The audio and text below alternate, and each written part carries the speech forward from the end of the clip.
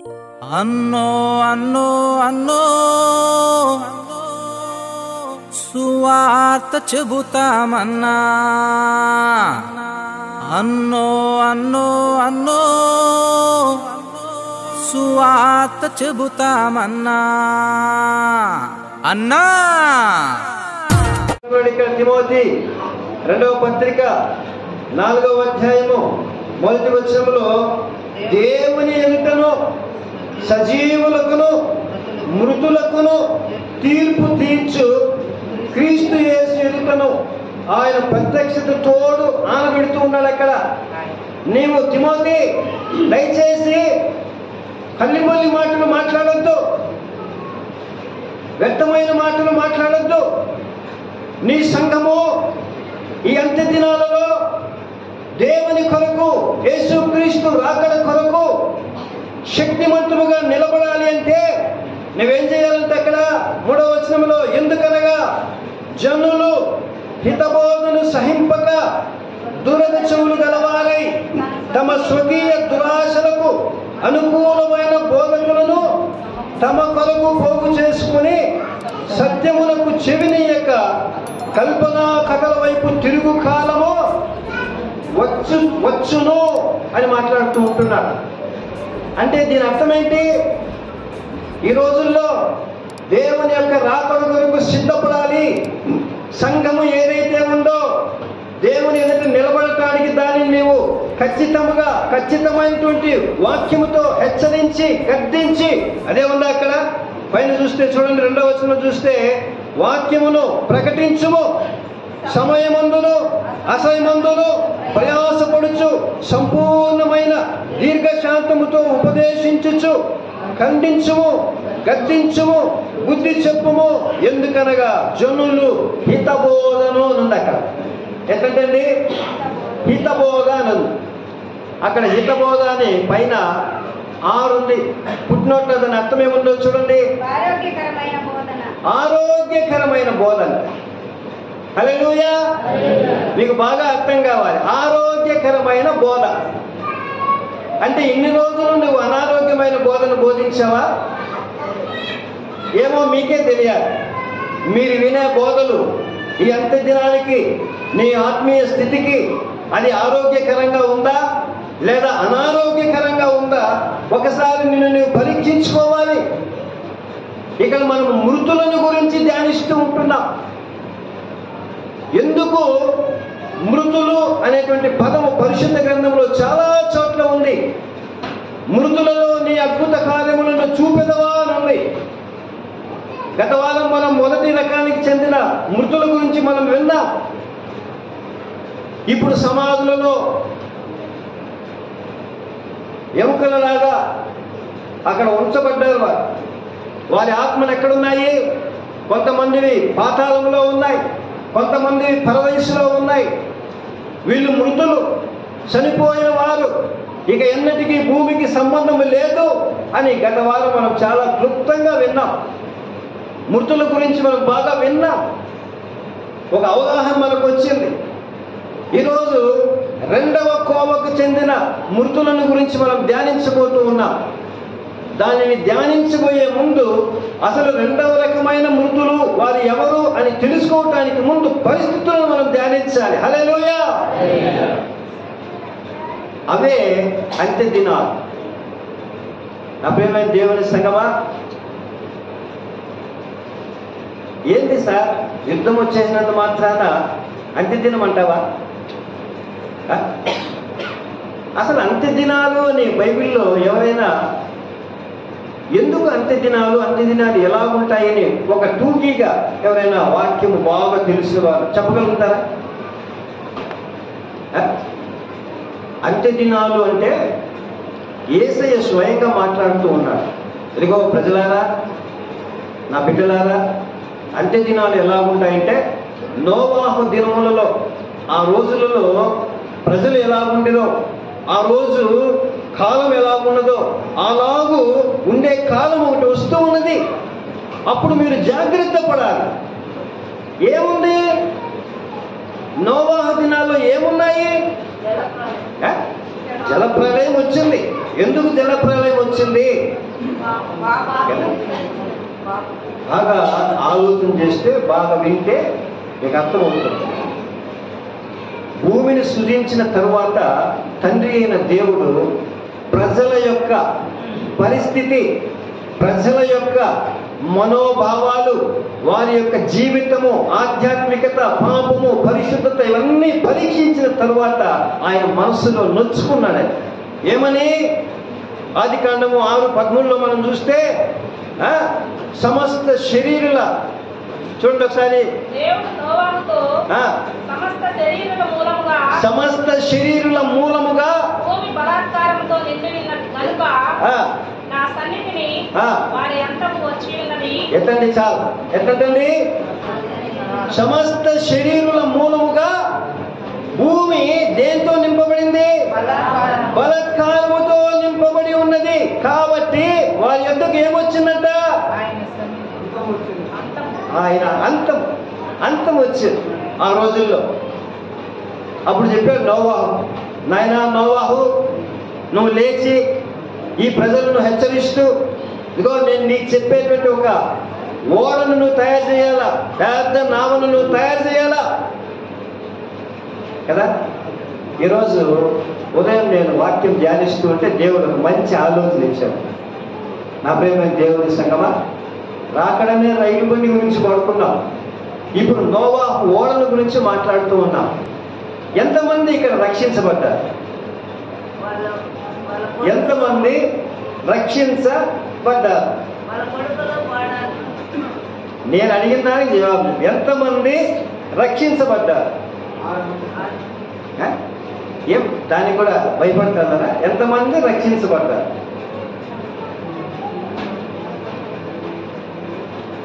అందరూ రక్షించబడ్డారు. ఎలాగో? యేసునందు విశ్వాసం ఉంచిన ప్రతి ఒక్కరూ రక్షించబడిన వారు. కారణం ఏంటి అంటే వారు ఎట్లా మరణములోనికి కాక నిత్య జీవములోనికి దాటి ఉన్నారు అని వాక్యం చెప్తుంది యోహాను సువార్త. ఇక్కడ అందరూ రక్షించబడ్డారు కదా. మీకే నేను ధైర్యం చెప్తాను, రక్షించబడ్డారు. ఈ ఉదయకాలంలో చూడండి, ఒకసారి బాగా ఆలోచన చేసుకోండి. మనమంతా ఎక్కడున్నామో? దేవుని ఆలయంలో ఉన్నాం. ఈ ఆలయం ఇప్పుడు ఏది మనకు? నోవాహు యొక్క ఓడ. నోవాహు ఓడలో మనం ఉన్నాం. ఈరోజు ఎంతో మంది దేవుని ఆరాధించలేకపోతూ ఉంటున్నారు. ఈరోజు ఎంతో మంది దేవుని సన్నిధిలో నిలవలేకపోతూ ఉంటున్నారు. దేవుని కృప మహదైశ్వర్యం చొప్పున మనమందరం ఎక్కడున్నామండి? నోవాహు ఓడలో ఉన్నాం. ఇప్పుడు చూడండి, బాగా అర్థమైతే చెప్తాను. నోవాహు ఓడలో నుండి తొంగి చూసినప్పుడు ఏం కనపడింది వాళ్ళకు? ఇప్పుడు చెప్పక ఏం కనపడింది వాళ్ళకు? నోవాహు ఓడలో నుండి తొంగి చూసినప్పుడు వాళ్ళకి ఏం కనపడింది? అంతా జలప్రలయమే, అంతా జలమే. ఇప్పుడు బాగా వినండి, ఆ ఒట్టి జలమే ఉందా? దావీదు గారు, ఒట్టి జలమే ఉందా? నోవాహు ఓడలోంచి తొంగి చూసినప్పుడు వెరీ గుడ్. ఏమన్నాయంటండి? ఆ రోజు దేవుడు చెప్పాడు, మారు మనసు పొందండి, మారు మనసు పొందండి, పనికిరాని జీవితాన్ని వదిలిపెట్టండి అని హెచ్చరించారు. చూసారా? అలాంటి వాళ్ళందరూ నోవాహుని ఏం చేశారు? ఎగతాళి చేశారు. అందుకే అక్కడ వాక్యం మీరు ధ్యానిస్తే, నోవాహు ఓడలోనికి ప్రజలు వెళ్ళేంత వరకు కూడా దేవుని రక్షణ వారిని వెంబడించినట్టు. హల్లెలూయా. ఇప్పుడు వాళ్ళు ఏంగా కనపడుతున్నారు? అక్కడ శవాలయ్యి కుళ్ళిపోయిన మృతదేహాలు కదా, అన్ని తేలుతూ ఉన్నాయి. అందుకే మొట్టమొదటి నోవాహు కాకిని విడిచిపెట్టినప్పుడు కాకి రాదా? అబ్బా పరమానందం అనుకుని వెళ్ళిపోయింది. అందుకే మళ్ళీ రాలా. ఈ ఉదయకాలం మీరు గ్రహించండి ఒకసారి, నోవాహు ఓడలో ఉన్నాం. ఇప్పుడు మనం బయటకు తొంగి చూస్తే, అంటే బయట ఏంటి? లోకములో ఇప్పుడు ఏమున్నాయంట? ఏముంది? సమస్త శరీరుల మూలముగా భూమి బలాత్కారంతో నిండి ఉన్నది. ఏంటి ఈ బలాత్కారము? ఏందండి? నా ప్రియమైన దేవుని సంగమా, మత్తయి సువార్త 24:37 వచనాన్ని ఒకసారి చూస్తే అక్కడ యేసయ్య స్వయంగా మాట్లాడుతున్నాడు. చూడండి, మత్తయి సువార్త 24:37. నోవాహు దినములు మనుష్య కుమారుని రాకడును అలాగే ఉండును. ఎట్టండి, జల ప్రళయమునకు మొదటి దినములలో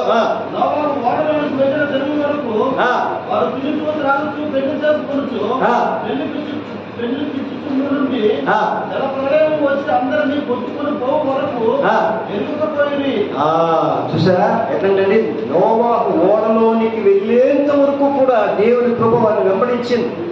ఇప్పుడైనా ఎవరైనా మారు మనసు పొందుతారేమో, ఇప్పుడైనా ఎవరైనా ఓడలోనికి వస్తారేమో కదా.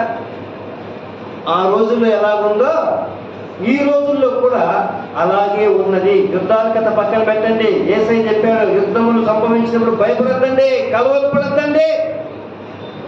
మరి దేనికి కలవరపడాలి? మనుషులు బలాత్కారంతో నింపబడ్డారు, శాపముతో నింపబడ్డారు. మనుషులు చేస్తున్న కార్యాలను బట్టి భూమి యావత్తూ కూడా, లోకం యావత్తూ కూడా ఏమైందండి?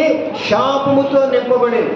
మనం ఎవరైనా చనిపోయినప్పుడు ముందు వరుసలో మన సహోదరులు పాట పాడుతూ ఉంటారు కదా, పరవాసిని జగమున ప్రభు అని పాడుకుంటూ లోకము నిండే. ఎట్లాంటి జగము ఏమితో నిందంట? శాపముతో, పాపముతో నిండిందంట. చూస్తూ ఉన్నామా? పాపము, శాపము. హల్లెలూయా. ఏం పాపంతో నిండింది సార్? ఎప్పుడు నువ్వు పాపము పాపము పాపం అంటే ఏం పాపంతో నిండింది మాకు చెప్పండి అని మీరు అడగచ్చు. చూడండి, లూకా సువార్త 17:27 కూడా అదే చెప్తున్నాడు. నోవాహు ఓడలోకి వెళ్ళిన దినం వరకు జనములు తినుచు తాగుచు ఉండి. అంతేనా? అక్కడ అంతేనా? ఒకసారి అబ్రహాం దగ్గరికి తండ్రి, కుమార, పరిశుద్ధాత్మ త్రియేక దేవుడు వెళ్ళారు. ఎక్కడుంటే వెళ్ళారు ఆయన? ఎక్కడున్నాడండి అబ్రహాము? ఎవరికైనా తెలుసా? అదే ఆ స్థలం ఒక చోట ఉంది, సింధూర వనములో. ఆయన ఎక్కడ కూర్చోనంటే గుడారపు వాకిటిలో కూర్చోనుంటే తండ్రి, కుమార, పరిశుద్ధాత్మ దేవుడు వెళ్ళారు. ఆయన చూడగానే అర్థమైంది, ఉండండి మీకోసం ఎందు చేస్తా. తర్వాత సావు కబురు సల్లగా చెప్పారు వారు. ఏమని? ఒరే, నీ బంధువు ఒకడు ఉన్నాడు చూసావా? ఎవరు? లోతు. వాళ్ళ పట్టణాన్ని ఏం చేస్తున్నాం ఈరోజు మేము? సొదొమ గొమొర్ర పట్టణాలవి, వాటిని అగ్ని గంధకాలతో ముంచేయబోతూ ఉన్నాం అనగానే అప్పుడు అలర్ట్ అయ్యాడు అబ్రహాం. అయ్యో నా తండ్రి, ఆ పని చేయొద్దు, ఆ పని చేయొద్దు. ఎందుకు? ఆ ఊర్లో నీతిమంతులు చాలా మంది ఉన్నారట. ఎవరో పేరు చెప్పు చూస్తాము అన్నాడు దేవుడు. 50 మంది పేరు చెప్పి వదిలేస్తామన్నాడు. మనోడు చాలా ఆలోచన చేశాడు, ఆలోచన చేసి లాస్ట్కు ఏమీ గుర్తురాదు, ఒకే ఒక పేరు గుర్తొచ్చింది. చూసారా? లోతు. ఇప్పుడు ఈ ముగ్గురు ఏం చేశారండి? లోతు వాళ్ళ ఇంటికి వెళ్ళారు. అక్కడ పరిస్థితి ఏంటి ఒకసారి ఆలోచన చేయండి.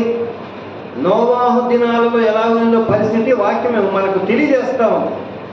ఎప్పుడైతే ఈ దేవుని దూతలు, దేవుని ఆత్మ అక్కడికి వెళ్ళిందో నోవాహు ఇంటికి, అక్కడున్న ప్రజలంతా పరిగెట్టుకొని వచ్చారంట. ఎందుకు? వాళ్ళను మా దగ్గరికి పంపించండి, వచ్చిన పురుషులు ఎవరైతే ఉన్నారో మా దగ్గరికి పంపించండి, వాళ్ళతో మేము ఏం చేయాలి? విచారం చేయాలి వారిని మేము. హల్లెలూయా. అయితే లోతు ఏమన్నాడు అక్కడ?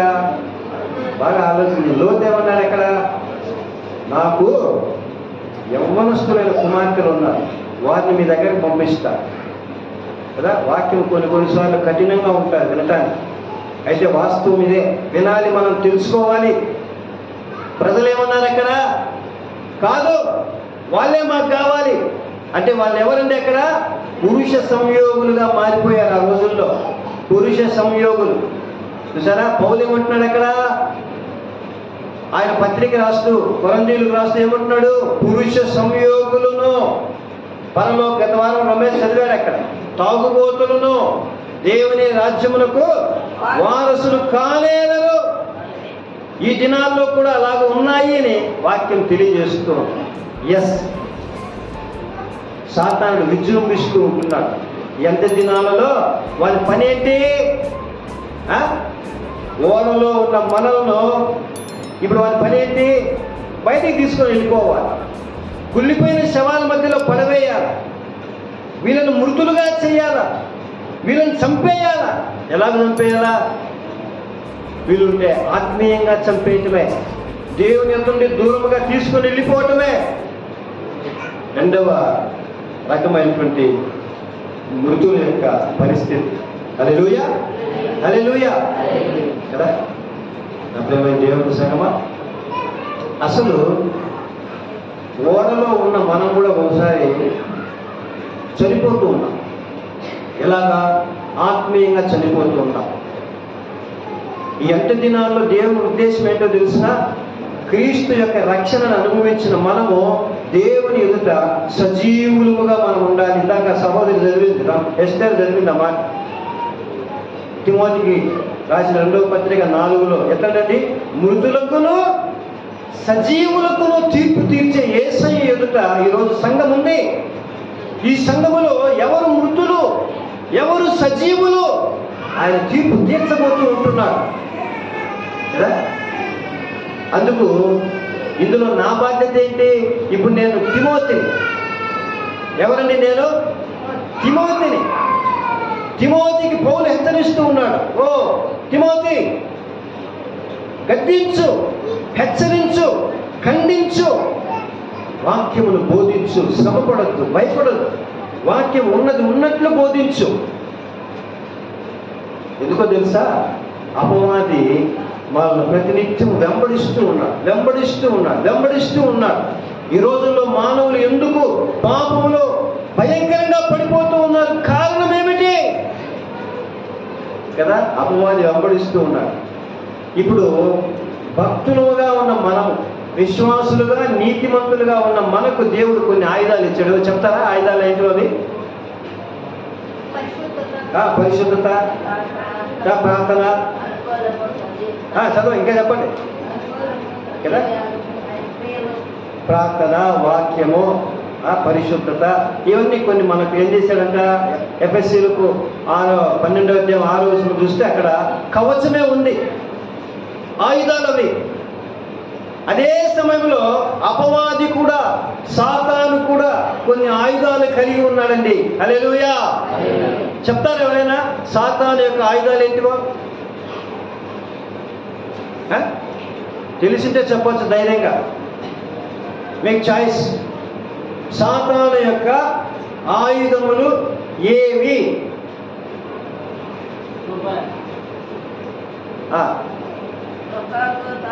ఒకటి, ఇంకా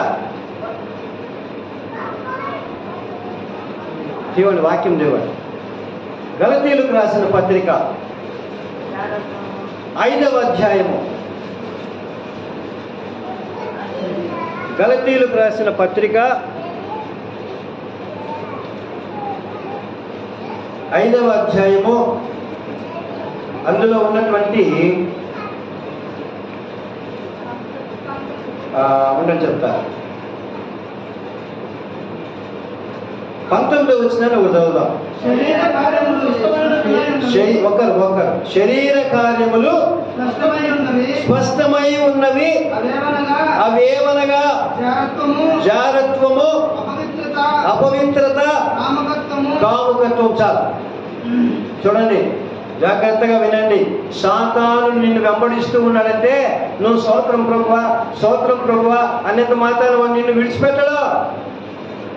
వాని దగ్గర కూడా ఆయుధాలు ఉన్నాయి. ఏంటివి ఆయుధాలు? ఇవి ప్రధాన ఆయుధాలు. మొట్టమొదటిది ఏంటి? 19వ వచనంలో చూడండి, ఏమది? శరీర కార్యములు స్పష్ట, అవేవనగా జారత్వము, తర్వాతది అపవిత్రత, మూడవది కామకత్వము. చూసారా? మీరు బాగా ఆలోచన చేయండి. ఈరోజు ఈ దినాలలో ఈ మూడింటి ద్వారా అనేక మంది ప్రజలు తమ జీవితాలను సర్వనాశనం చేసుకుంటూ ఉన్నారు. వారి కుటుంబాలను సర్వనాశనంలోనికి నడిపిస్తూ ఉంటున్నారు. నువ్వెలా చెప్పగలుగుతావు సార్? సాధారణ ఆయుధాలు ఇవేనండి. జారత్వము అంటే ఎవరికైనా అర్థం తెలుసునా? జారత్వము అంటే అర్థం తెలుసునా? వ్యభిచారం వేరే, జారత్వం వేరే. జాగ్రత్తగా వినండి. జారత్వము అంటే ఆ పదంలోనే అర్థం ఉంది. ఏంటంటే అది ఏంది? చెప్పు, గట్టిగా గట్టిగా చెప్పు. జారే స్వభావం. ఆ పదంలోనే జారే స్వభావం. మేమే జారిపోతాం సార్, గమ్మున కూర్చో ఉన్నాము. జారత్వం అంటే జారే స్వభావం. ఎక్కడి నుండి జారిపోతూ ఉన్నారు అని అంటే మీకు చక్కని ఉదాహరణ చెప్తాను. మీరు అందరూ రైతులు కదా. ఎంతమంది మడిని నాటారు? మడి వరి మడి నాటారా? వరి మడిలో గెనాలు వేసుకుంటాం కదా. గెనాలు చాలా మంది సాక్ష్యాలు కూడా చెప్తా ఉంటారు. ఇక్కడ గెనాల్లో నడుచుకొని పోతుంటాం. గెనాలు ఏమైపోతుందో ఒకసారి జారి పడిపోతాం. ఎందుకు జారుతామో? బురద ఉంటుందక్క, నీకు తెలుసు. ఆ గిన్నె మీద బురద ఉంటుంది. జారితే మోకాల్సి బయటకు వచ్చేస్తుంది కూడా తెలుసు. అయినా ఎందుకు జారుతాము? చెప్పచ్చు ఎవరైనా? జాగ్రత్తగా నడాలి. Very good. బాగా మీకు అర్థమైతే చెప్తా. గెనుం మీద నడుస్తూ నడుస్తూ నడుస్తూ నీవు ఎక్కడ చూడాలి? గెను వైపు చూసుకుంటూ వెళ్ళాలి. నువ్వు మధ్యలో నడుస్తూ నడుస్తూ ఆ కైలో చూసావు అనుకో, నడుచుకుంటానే ఆ కైలో చూస్తే ఏమైతుంది? ఇక్కడ జారి ఈ పాదం తాకాయ పైకి వచ్చేది. ఈ పిల్లలు రెండు బుర్రలో వదులుకుంటాయి. దిక్కులు చూస్తాం ఎట్లా ఎవరైనా ఉండాలా కాపాడేదానికి. జాగ్రత్తం సార్. గెను మీద జారేదనే జాగ్రత్తలో కాదు. ఈ భూమి మీద దేవుడు నిన్ను ప్రేమించి నీకు ఇచ్చినటువంటిది కుటుంబము. హల్లెలూయా.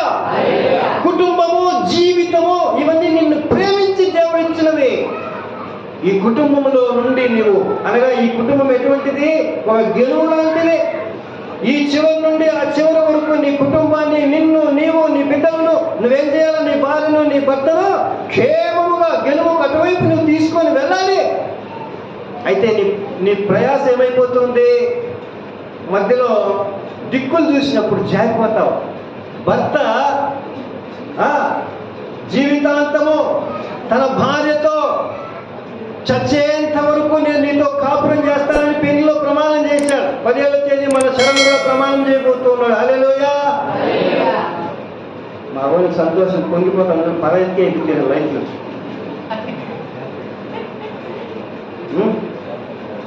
ఎట్లంటండి? భార్య భర్తలు ప్రమాణం చేసుకుంటూ ఉన్నారు.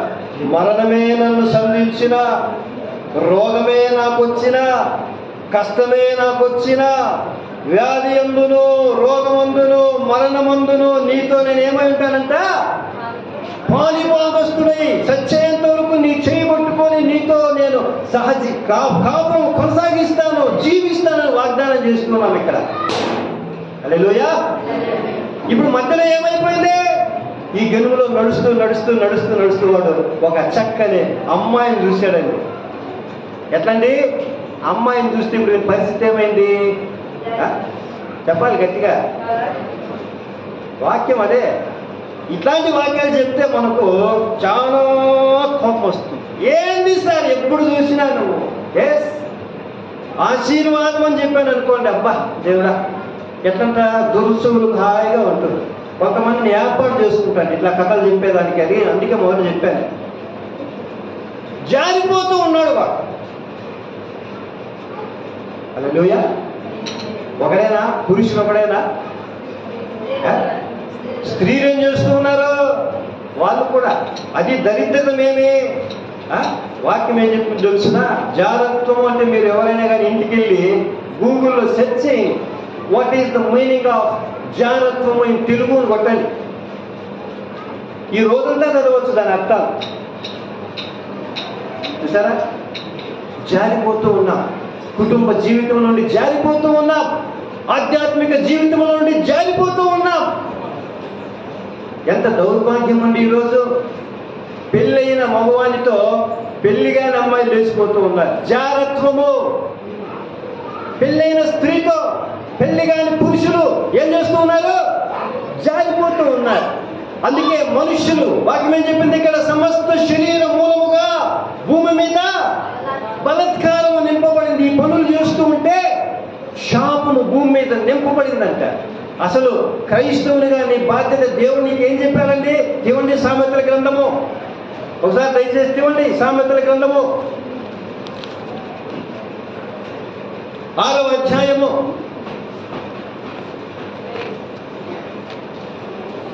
6వ అధ్యాయము 32వ వచనం దయచేసి ఒకరు చదువుదాం.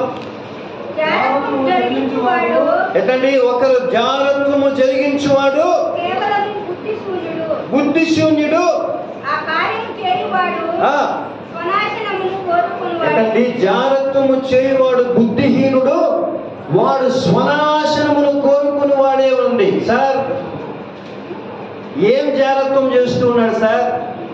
ఎక్కడుంది సార్ నీ ప్రసంగము అని నువ్వు అడగచ్చు.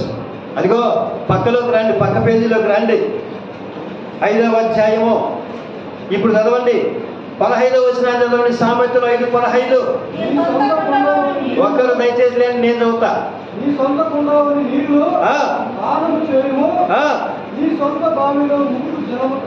త్రాగుము. హల్లెలూయా. ఇదేంటి సార్? ఇది జాగ్రత్తమా? నీ సొంత కుండలోని నీళ్లు పానము చేయుము, నీ సొంత బావిలో ఉబుకు జలము త్రాగుము.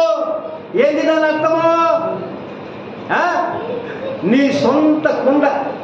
ఇప్పుడు చూపిస్తా ఏదో ఆ సొంత కుండ. చూడండి 18వ వచనం చదవండి. నీ యవన కాలపు భార్య యందు సంతోషింపుము, ఆమె అతి ప్రియమైన లేడి, అందమైన దుప్పి, ఆమె రొమ్ముల వలన నీవు ఎల్లప్పుడూ తృప్తి నొందుచుండుము, ఆమె ప్రేమ చేత నిత్యము బద్ధుడవై ఉండుము. నా కుమారుడా, జార స్త్రీ యందు నీవేళ బద్ధుడవై ఉన్నావు. ఇంకా ఏమంట? పరస్త్రీ రొమ్ము నీవేళ కౌగులించుకుంటావు. నరుని మార్గములను యెహోవా ఎరుగును. హల్లెలూయా. గట్టిగా చెప్పండి, హల్లెలూయా. ఎలా ఉంది చెప్తే ఉలికిపోతాడు. లోకంలో జరిగేవి చెప్తే ఉనింది చెప్తే ఏం సామెత చెప్పండి, నాకు సైన్యం తెలుసు. ఉనింది చెప్తే ఎట్లా? ఉలికిపోతా, అలుగుపోతా.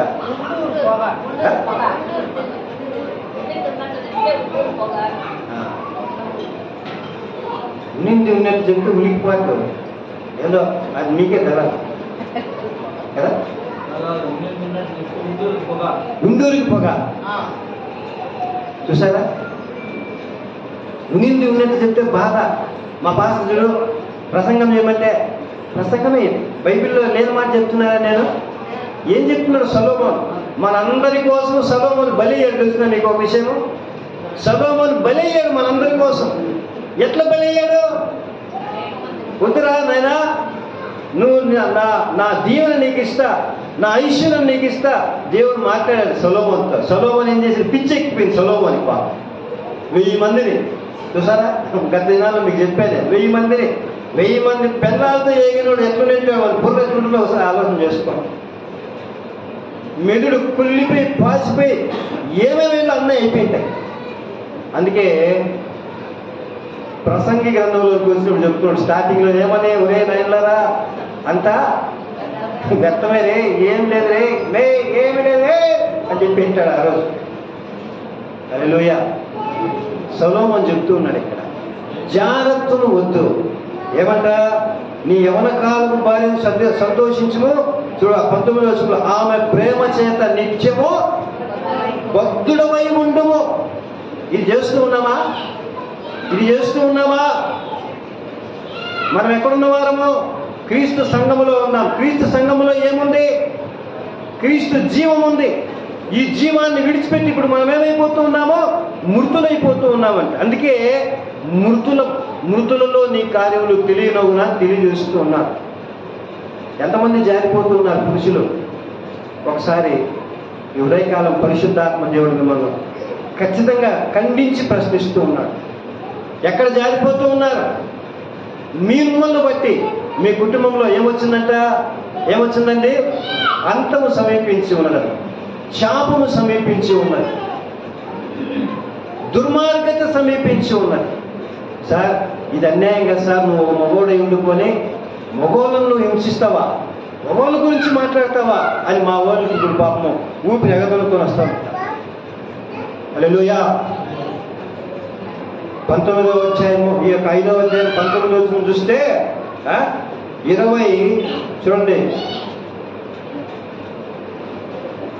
33వ వచనంలో ఏముంది అక్కడ? 33 ఇప్పుడు 33లో చూస్తే, జాగ్రత్తం జరిగించేవాడు కేవలం బుద్ధిశూన్యుడు, ఆ కార్యము చేయవాడు సునాశనం కోరుకుని వాడు దెబ్బలకును అవమానములకును పాత్రుడకును వానికి కలుగు అపకీర్తి ఎన్నటికీ తొలగిపోదు.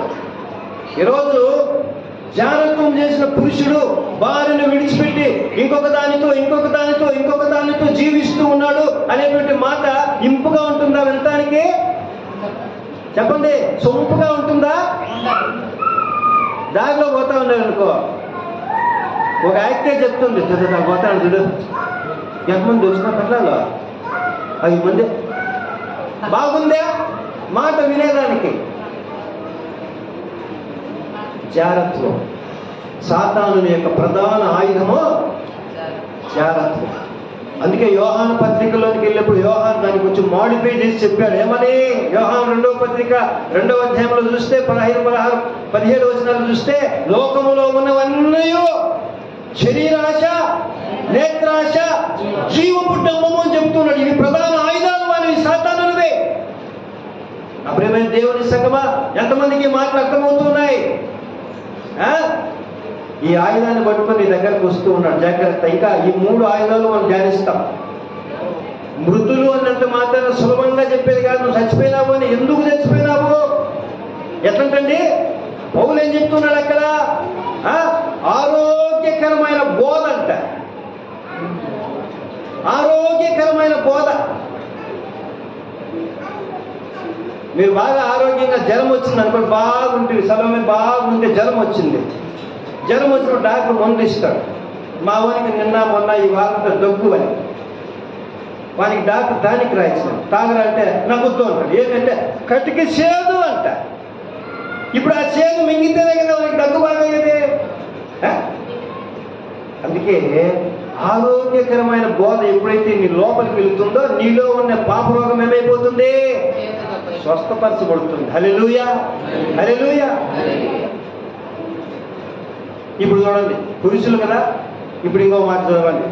ఏమన్నా అక్కడ 34లో చూడండి, భర్తకు పుట్టు రోషము మహారౌద్రము గలది, ప్రతీకారము చేయు కాలమందు అట్టివాడు కనికరపడడు, ప్రాయశ్చిత్తమేమైనా నీవు చేసినను వాడు లక్ష్య పెట్టడు, ఎంత గొప్ప బహుమానములు నీవు ఇచ్చినను వాడు ఒప్పుకోనడు. ఎందుకు ఈ మాట అన్నాడు అక్కడ?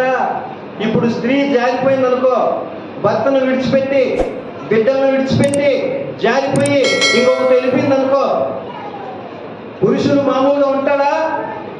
ఎట్లంటండి? వాడి కోపం ఎటువంటిదంట చెప్పాలి? మహా రౌద్రము కలిగింది అంట.